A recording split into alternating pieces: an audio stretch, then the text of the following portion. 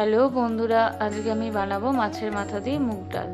এই কারণে মাছের মাথা নিয়ে নিয়েছি আদা জিরা পেস্ট, শুকনো লঙ্কা, তেজপাতা, গোটা জিরে আর গোটা গরম মশলা নিয়ে নিয়েছি, সঙ্গে কাঁচা লঙ্কা আর নিয়ে নিয়েছি মুগের ডাল। এবার আমি মুগের ডালটাকে লাল লাল করে ভেজে নেব।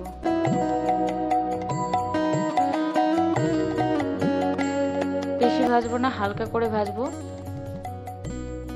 এবার আমি কড়াই গরম হয়ে গেলে পরিমাণ মতন জল দিয়ে ডালটা দিয়ে দেবো। ডালটা দেওয়া হয়ে গেলে দিয়ে দেবো চেরা কাঁচা লঙ্কা আর সামান্য পরিমাণে চিনি, ডালটা সেদ্ধ হওয়ার জন্য। এই দেখো আমার ডালটা অনেকটা সেদ্ধ হয়ে আসছে। এবার আমি দিয়ে দেবো লবণ আর হলুদ। আমার ডালটা একদমই সেদ্ধ হয়ে গেছে। এবার আমি মাছের মাথাগুলো লবণ আর হলুদ দিয়ে মেখে নেব। কড়াইয়ে তেল গরম হয়ে আসছে, আমি মাছের মাথাগুলো লাল লাল করে ভেজে নেব। একই তেলে দিয়ে দিব আমি ফোড়নের জিরা, তেজপাতা, শুকনো লঙ্কা, গোটা গরম মশলা। ফোড়ন ভাজা হয়ে গেলে ওর মধ্যে দিয়ে দেবো আদা জিরা পেস্ট,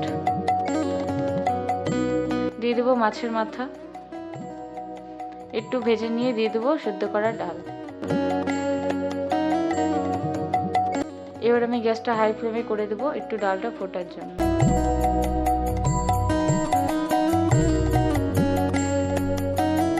এবার দিয়ে দেবো আমি গরম মশলা।